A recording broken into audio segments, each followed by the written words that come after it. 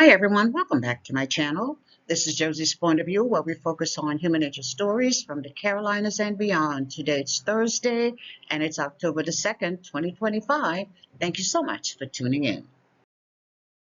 If you're new to my channel, I want to thank you so much for stopping by. I hope you find the information here to be informative. And if you're a returning viewer, by all means, thank you for coming back. You know, I always say the tide changes so frequently on these YouTube streets. So you always have to acknowledge where your support comes from. And I want you to know I sincerely thank you for your support. Feel free to like and to share this video. And don't forget to subscribe. And our story today comes from the city of Charleston in South Carolina. Take a look at the headline. And it reads, Charleston County Magistrate charged with possessing child sexual abuse materials. I'll provide you with a summary here, and I'll identify some of my sources for you in the description box.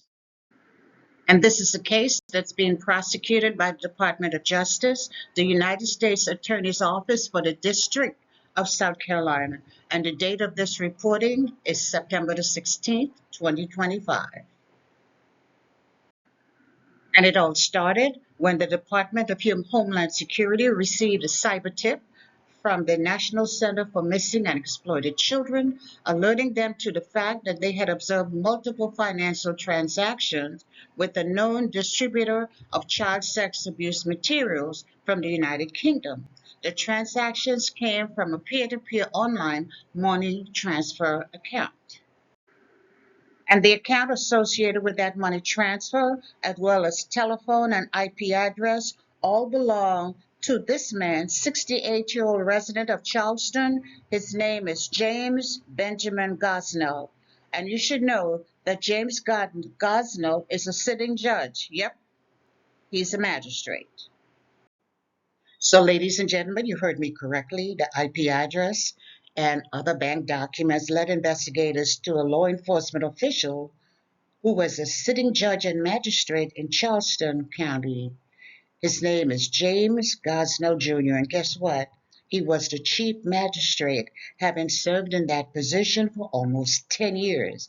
He was first appointed to the bench back in 1996, so he's been a judge for almost 30 years. And in this role as magistrate for Charleston County, Judge Gosnell primarily presided over preliminary hearings for people accused of crimes in Charleston County, and he would render judgment as to whether the police had probable cause to arrest and charge someone. He would sign off on arrest bond, and he would decide whether arrestees should be granted bail. So make no mistake, this chief magistrate knew the law, and he imposed the law on residents on a daily basis.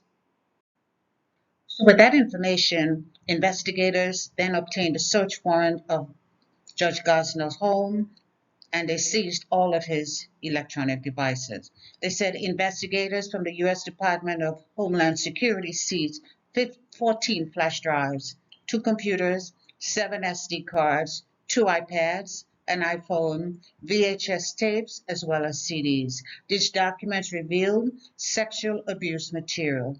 They say one flash drive contained hundreds of images of infants and toddlers being sexually abused, and on a computer, they found thousands of images of related content.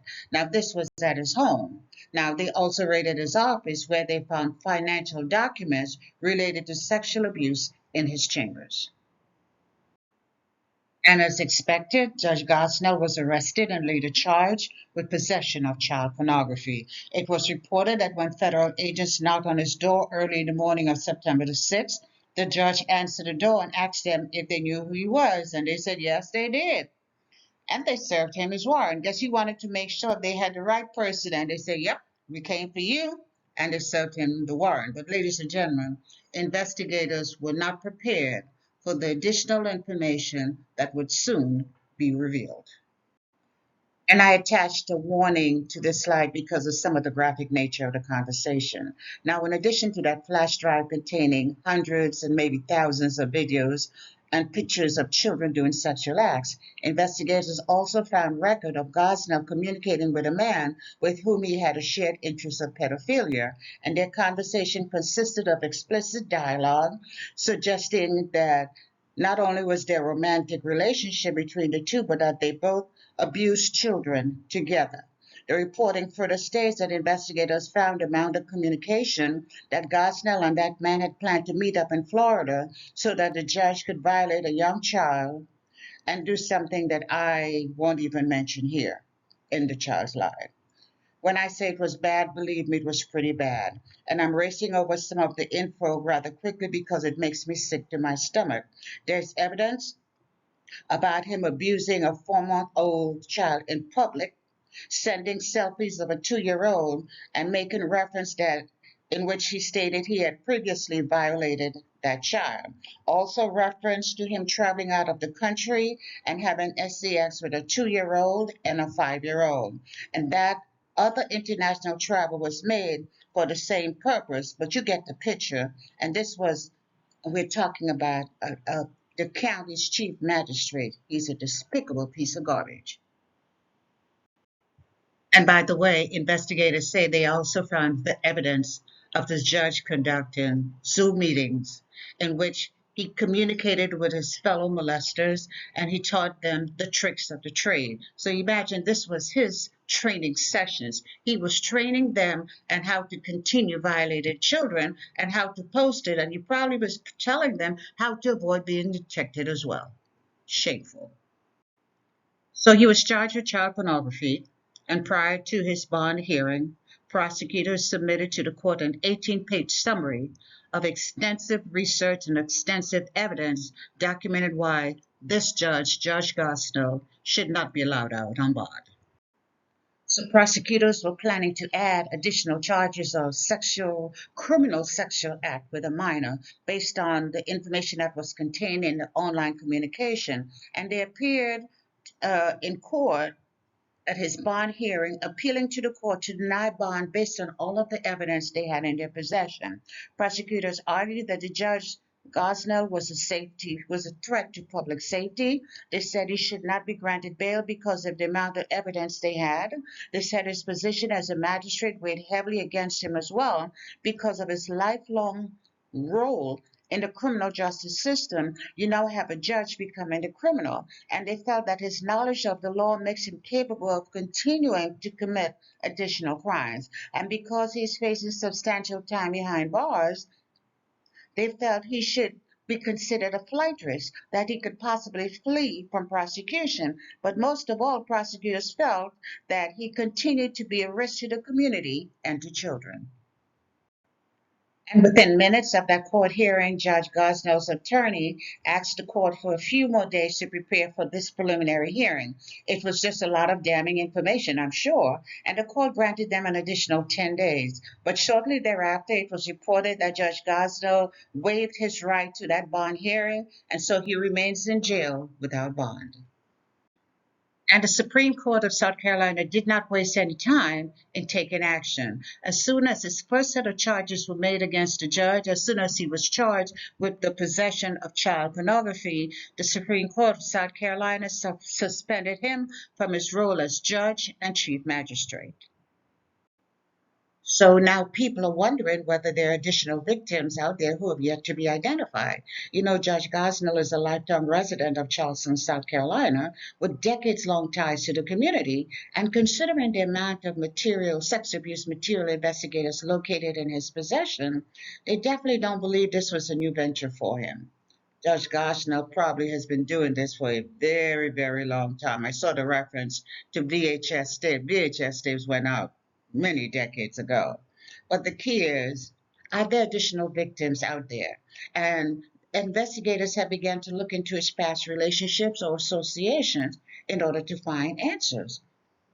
It was mentioned that in 1989, he was a deacon at a well-known Presbyterian church in Charleston, and in the early to mid-1990s, he had a leadership role as scoutmaster for the Boy Scouts of America. It was also mentioned that he had been a chaperone for over 100 scouts who attended the Boy Scout National Jamboree in Virginia several years ago.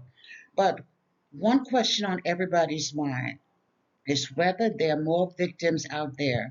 I'm sure he has many more notable associations within the community over the years, and they all now will be scrutinized one by one in search for answers.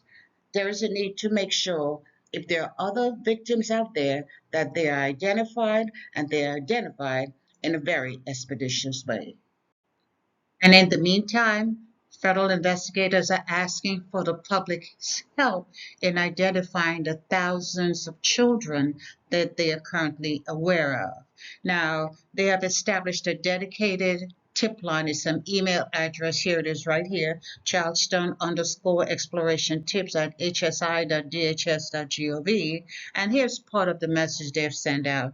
To the parents of our community, our investigation has revealed that Gosnell claimed to have abused very young children. If you have left your children alone with him or even let him hold your child, please email the tip line. And I hope the community is responsive because these children need to be identified. You know, this is probably one of the scariest videos I've ever created. Here you have a man who held the position as one of the state's chief law enforcement officers in South Carolina. He's now behind bars accused of possessing thousands of images and videos of child sex abuse materials, and in his own words, communicated about horrific sexual abuse he had committed to young children. And on top of that, he was holding training meetings with like-minded criminals, teaching them the tricks of the trade. This is just scary. And it's unbelievable. This man had been on the bench for over 30 years, and this is how he treated his community. He was hiding behind a lie. And you know what? He's probably not the only one. I'm sure we have not heard the last of these charges, and I'm sure there will be additional arrests. But here's my thing. I'm just really wondering whether he would ever serve one day in jail, if and when he's convicted. We'll see. But I'll try to stay on top of this case, and I'll bring you updates whenever they become available. And by the way, let me just say hats off to the National Center for Missing and Exploited Children. You're simply doing an amazing job. And that's all I have for you right now, but feel free to leave me a comment below and let me know what you think about this video, and by all means, feel free to like it and to share it. And if you haven't done so already, I want to invite you to subscribe to my channel by clicking on that red subscribe button. It's on the bottom right-hand corner of your screen. And if you click on the bell that looks like just like this one, that's the notification bell. If you click on that notification bell, you'll be the first to know whenever a new video is uploaded. I thank you for watching, and I'll talk to you soon. Bye.